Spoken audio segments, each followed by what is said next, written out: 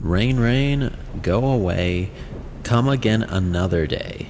These next stories are stories of ghosts and paranormal entities dancing in the rain. Comment, like, and subscribe if you like these videos and would like to see more of them. Sorry for the broken record technique. And without further ado, let's jump right into this.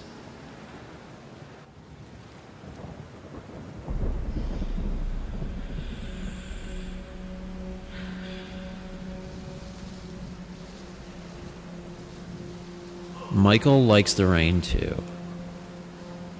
I'm taking you back to the first time I have ever seen a spirit or ghost. When I was about 5, I began to feel like there was something else around me that I couldn't explain. Years pasted on, and when I was 12, I saw him for the first time. Keep in mind that this is a different spirit than the one posted in my other stories. I remember the day. It was April 5th, and it was a rainy day like most days here in Oregon. I like to feel the breeze and hear the sound of rain falling, so I often sat in my window and listened. Well, on this day, I was sitting there, and I began to feel like something was watching me. I turned and looked back into my room and saw a young guy. He looked like he was in his early 20s, floating towards me. I sat there in my window and watched it. I was young and didn't know what to do. He came up and stood next to me and looked out the window. Then he turned and looked at me and said, "I'm Michael. I'm not going to hurt you. I always listen to the rain with you. It's relaxing." I didn't say anything to him because I was afraid, like most people.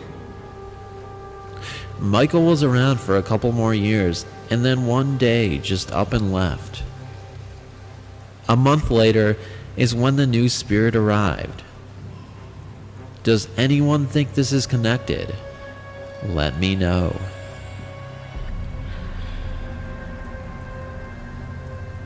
The Rain Lady. I will not claim to be a sensitive or even someone who is in touch with the paranormal world, but since young, I have this random ability to sense and sometimes see friends or entities from the other world.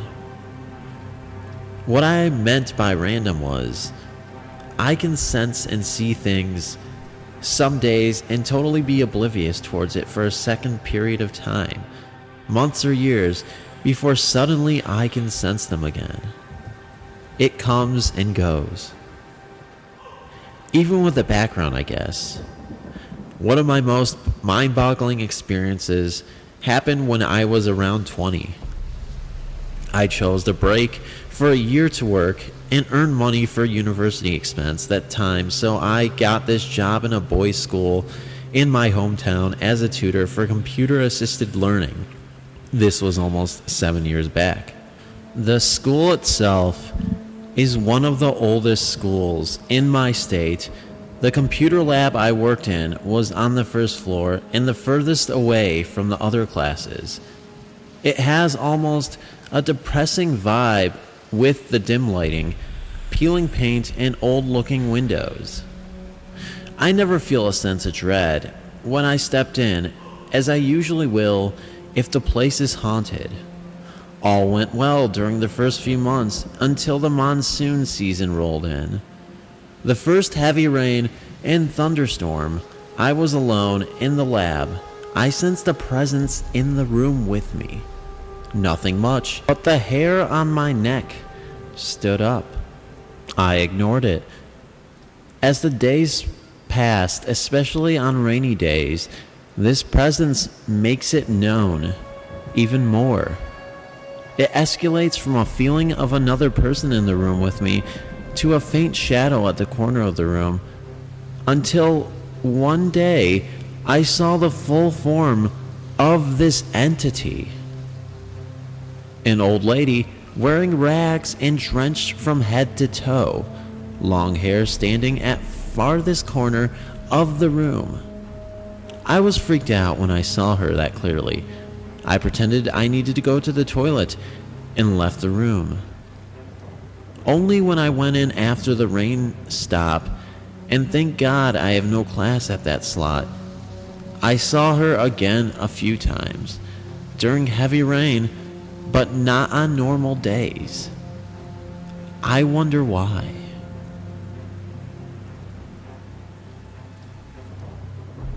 Invisible rain. This took place about 6 years ago when I lived with my mom and stepfather. We stayed in 2-story houses, and my bedroom was downstairs while the other bedrooms, living room, and kitchen were all upstairs. The backyard bordered a canyon and there was a lot of trees and a brush. When this particular incident took place, it was about 10 p.m. on a Friday night, and 2 of my friends and I were in my bedroom getting ready to go out to a club. We had not been drinking or anything of the such. My parents had already gone to bed, but I heard voices upstairs as we were getting ready to leave, so I went up to check. My stepfather was comforting my mother, and she looked terrified. They said that she woke up with the worst feeling of dread and sadness that she'd ever felt, as if something terrible had or was about to happen. My mother has never been one to make things up, and she could not have faked the horrible look in her eyes. We decided to look around the outback when my mother said she felt like something or someone was there. By this time, my friends, Craig and Israel, had come up to see what was going on. We got a flashlight and one of those big spotlight flashlights and scanned the backyard for any sign of animals, people, or anything else. We did this from beyond the closed sliding glass door since we didn't really know what was out there. We didn't see anything, and it was a clear night. So Craig, Israel, and I went out to the back porch and looked some more. I had the large spotlight, and I looked through the bushes and the porch itself, and even straight up to the sky, thinking it might be the birds or something. Nothing at all. We concurred that there was nothing there, and then it started drizzling rain. I remember saying that figures, but then it occurred to me that it was a clear night. I looked up at the sky again, but didn't see any drops. I started to get nervous and used the spotlight to look up, but there was no rain coming down. Yet I felt it pattering on my face and arms. I looked very carefully, but could only feel the rain. I asked Israel, "Do you see that?" Never mentioning rain, and he looked for a few seconds, then his eyes got real big, and he said, "There's no rain." He clearly felt it too. We ran inside the house immediately and locked the door. We both confirmed that we'd experienced the same thing and decided not to investigate any further outside. We could never find an explanation for the occurrence, as there weren't any sprinklers within reach of where we were at. The sky was clear, and even if there were, we couldn't see the drops with flashlights.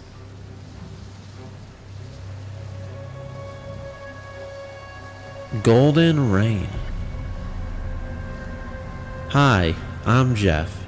I'm from Dublin, Ireland, and I have always loved the little shiver I get when I hear ghost stories, and whenever I hear that a place I'm visiting is haunted, I get excited and want to journey on my own to explore the mystery to feel the shiver again. So before I tell my story, I want to make something completely clear. I have seen ghosts everywhere from small crystal-like fairies to contained mists inside my house. I think it's a family thing. My mother lived in Jersey and told me about a goblin-like entity that would sleep at the end of her bed, and that it was see-through. Then she moved to Killibrick, Dublin, and Ross, St. Dublin City. Both houses were haunted by an angry poltergeist that assaulted my older brothers and my mother, punching them while they slept.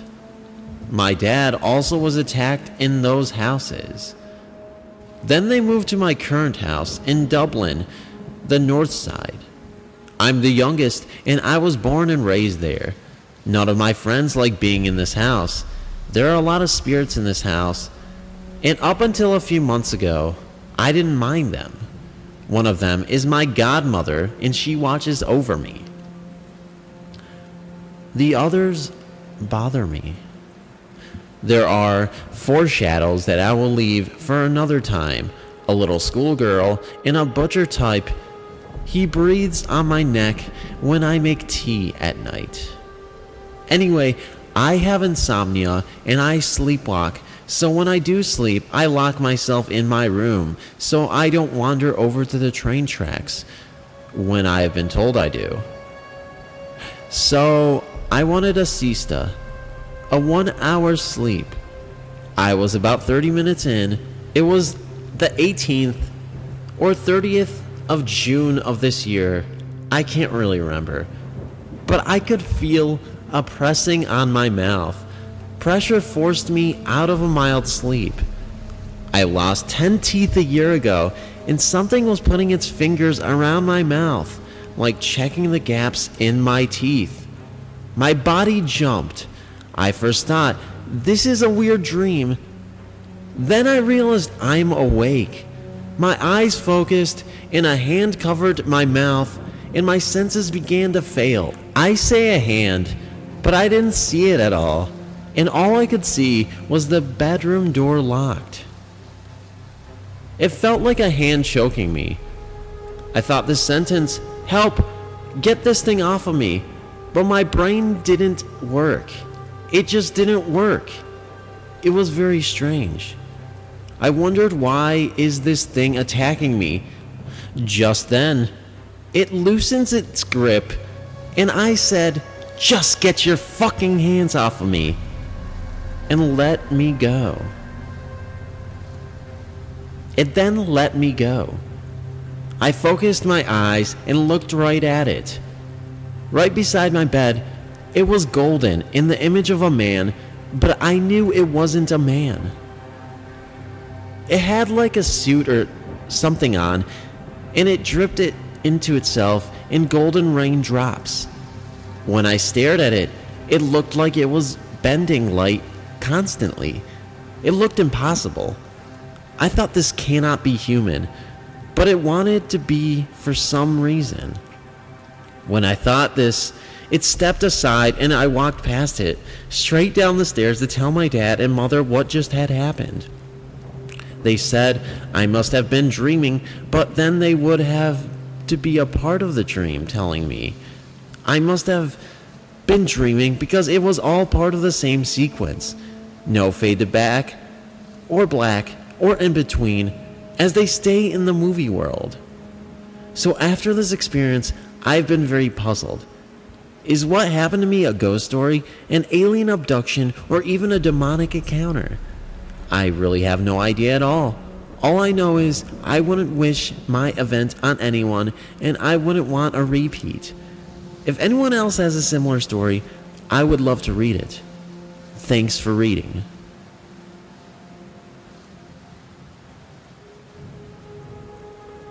Motorcycle ride in the rain.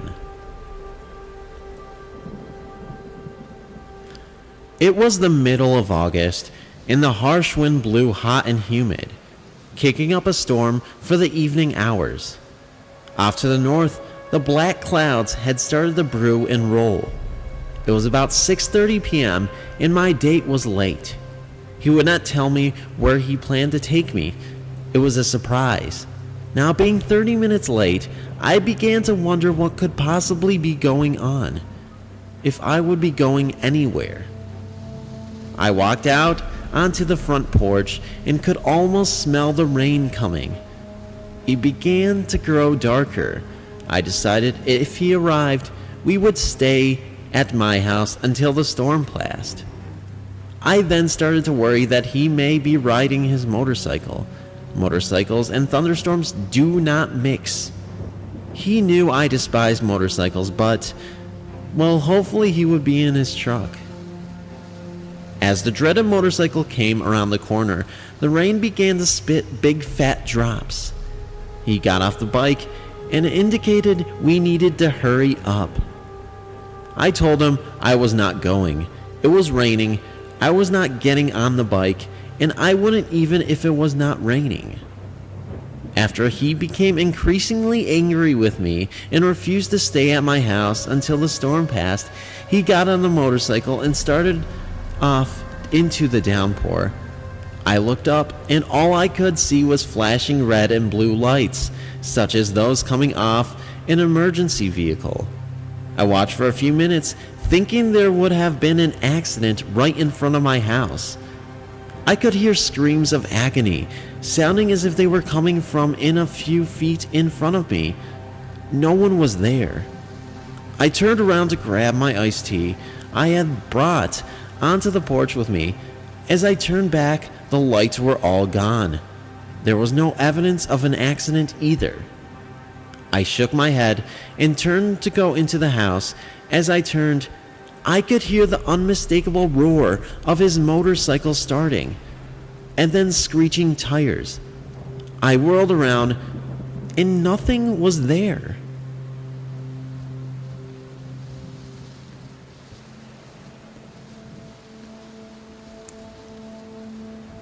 I turned back around after a few moments and decided I would sit on the porch for a while. Surely the heat had gotten to me, causing me to see and hear things. About 20 minutes later, my mom called me at the screen door, telling me I had a call. I asked who it was, as my mom was familiar with all of my friends, and she stated she didn't recognize the voice.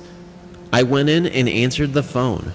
The voice on the other end of the line clarified my name and asked how I was related to Mark, my would-be date from earlier. I told them I was not related, that we had been dating for a few weeks. I was then informed that he had my name and phone number in his back pocket, so I was the first person they called. Mark had been in an accident on his motorcycle. The roads were wet and slick. He skidded out of control and came to rest on a couple of those sand barrels that are used for the street barriers. As the accident was being described to me by phone, I looked up and saw the flashing red and blue lights again. I heard the screech of tires. I closed my eyes tightly and said a silent prayer. As I opened my eyes, again the lights and the screeching sounds were gone. I was told to contact his parents and come to the hospital. They would not release his condition to me over the phone. I told my mom. She drove to his parents' home, and I told them of the call. We all went to the hospital together. By the time we arrived at the hospital, Mark's left leg had been put into a cast all the way to his hip. His scrapes and cuts had been cleaned on his arms and face, and he was arguing that he did not need to have the cervical collar on. Mark ended up staying in the hospital overnight for observation, but he eventually recovered completely. We did not continue to date after that night because he stated I jinxed him. About 3 years later, he had another accident on a motorcycle, which ended up breaking his back and his pelvis, causing him to give up motorcycles for good.